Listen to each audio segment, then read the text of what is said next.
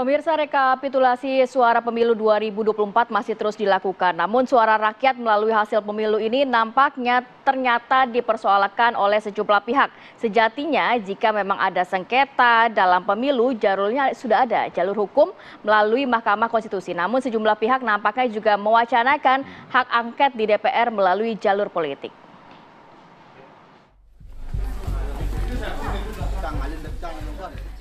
Pesta Demokrasi Pemilu 2024 usai sudah. Rakyat Indonesia menentukan pilihannya, baik untuk Presiden dan Wakil Presiden, DPR RI, DPRD, dan Dewan Perwakilan Daerah atau DPD. Hasil sementara real count KPU, pasangan nomor urut 2 Prabowo Subianto Gibran Rakabuming Raka, unggul dari pasangan nomor urut 1 Anies Baswedan Muhaimin Iskandar, dan pasangan nomor urut 3 Ganjar Pranowo Mahfud MD.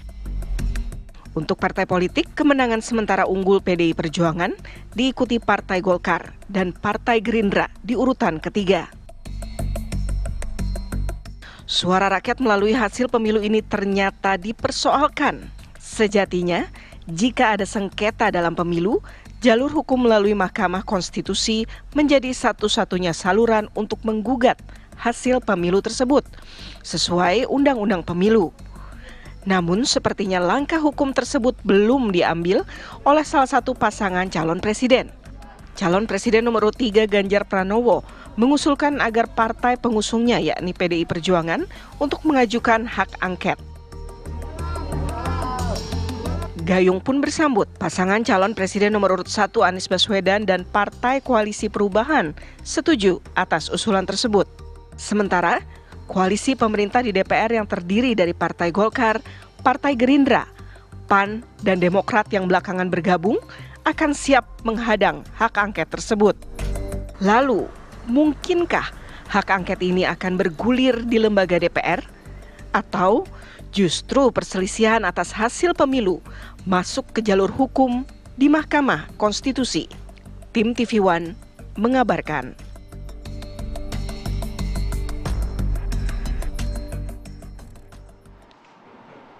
Oke, kita akan langsung masuk dalam segmen Apa Kata Redaksi. Pagi hari ini sudah bersama kami, Afi, Bang Lalumara Satria Wangsa, Wakil Pimpinan Redaksi TV One. Assalamualaikum, selamat pagi. Assalamualaikum, selamat pagi. Waalaikumsalam, assalamualaikum. Sehat? Alhamdulillah. Bang Mara, ini walaupun kita juga tahu rekapitulasi suara pemilu masih terus dilakukan oleh KPU, tapi sejumlah pihak nampaknya selain juga sudah ada ranahnya jalur hukum melalui MK nantinya, tapi ada wacana hak angket DPR. Dari redaksi sendiri melihatnya seperti apa sih, Bang? Terima kasih, Ratih dan Vivi. Tentu kita senang ini sebagai media. Ada bahan kan? Ada bahan yang untuk didiskusikan. Di sisi lain kami itu juga harus menghormati bahwa ini hak konstitusi dari DPR dan atau anggota DPR. Ya, siapa yang akan menggunakan hak ini dan siapa yang tidak akan menggunakan hak ini kembali kepada masing-masing anggota DPR. Bila mengacu kepada subjeknya misalnya pemilu, ya seperti kita ketahui bahwa teman-teman DPR sebagai legislatif yang menyusun undang-undang sudah membuat juga undang-undangnya bahwa sengketa pemilu misalnya hasil harus melalui MK.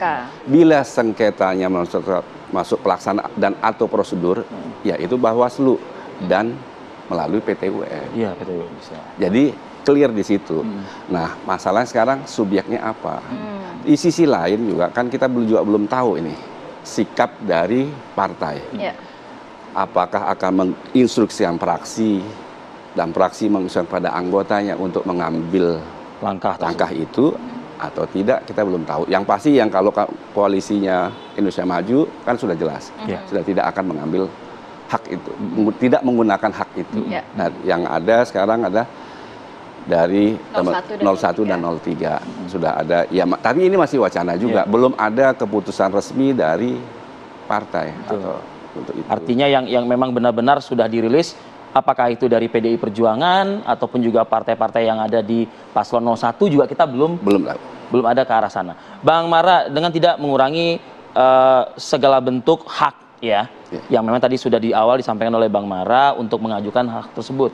Tapi menjadi pertanyaan juga di kepala saya ketika mereka menyusun undang-undang sebagaimana koridornya tadi sudah dijelaskan oleh Bang Mara. Nah, tapi ketika hasil yang didapat mungkin tidak sesuai dengan prediksi mereka, begitu ya, suaranya dan lain sebagainya, mereka justru malah mengabaikan apa yang sudah mereka hasilkan, produk undang-undang yang sudah mereka hasilkan. Bagaimana dampaknya kepada masyarakat nih, Bang? Pendidikan kepada masyarakatnya. Gitu. Oleh karena itu kami ya melihat hal ini baik bagi para elit politik untuk bisa memberikan pendidikan politik yang baik kepada masyarakat, bahwa segala sesuatunya bisa diselesaikan secara hukum, karena dengan hukumlah kepastian itu ada. Kalau tanpa hukum kan tidak ada kepastian. Jadi anggota DPR sudah membuat undang-undang ini, sudah membuat aturan main, rule of the game-nya sudah dibuat. Ya tinggal mengacu pada sana saja. Bila tidak puas pada hasil dan sila bawa ke MK. Seperti apa yang dilakukan oleh sebelumnya 2009 Pak Prabowo dan Sandi kan bertrek-trek bukti ya sidang di MK. Dan setelah MK putus kan langsung mengucapkan selamat. Gitu. Jadi kita tunggu saja bahwa masing-masing kita hormati haknya, bahwa tidak puas pasti, dan itu kan soal rasa. Soal rasa. Jadi kita tunggu saja bahwa kita berharap bahwa pada akhirnya nanti semua akan kembali bersatu, saling menghormati. Itu harapan ending. Bang Mara, tapi kalau melihat dari sisi banyak juga yang mengatakan pandangan dari masyarakat agak sulit nantinya hak angket ini dapat terrealisasikan. Tapi di satu sisi apakah juga hak angket ini sebenarnya kalau nanti benar-benar direalisasikan akankah juga mengganggu atau menggugurkan begitu hasil yang sudah didapatkan oleh KPU, Bang? Kalau mengacu pada pandangan-pandangan pakar hukum, ya itu tidak menggugurkan hasil. Karena apa? Keputusan MK kan nanti MK adalah berkekuatan hukum tetap final binding. Jadi kita tunggu saja apa proses yang akan diambil oleh paslon nomor 1, paslon nomor 3 dengan parpol pengusungnya.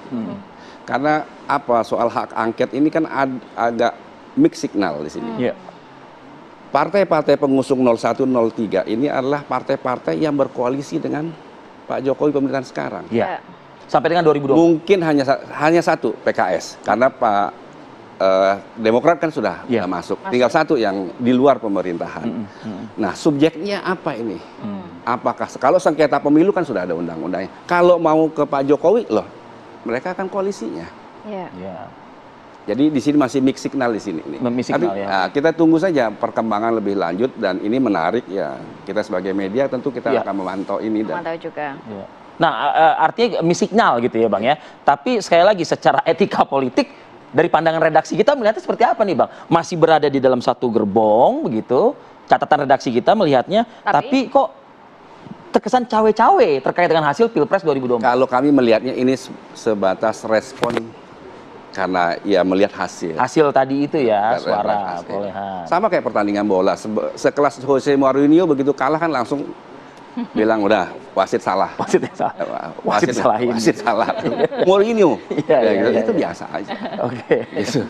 Tapi sebenarnya kalau setiap pemilu juga pasti ada dugaan-dugaan dan prosesnya juga sudah ada kanal-kanalnya sendiri ya, Bang ya. Jadi sudah ada semua diatur. Semua pihak dan masyarakat juga pastinya akan menerima juga nantinya harus menerima bagaimana endingnya akan seperti apa gitu ya. Saya kira kami bisa lihat Rati, Mas Evi, bahwa dari pemilu ke pemilu kan masyarakat kan menerima. Dan pemilu 2024 ini dengan segala kekurangannya tentu tidak sempurna, tentu lebih baik karena tidak ada polarisasi di 2024.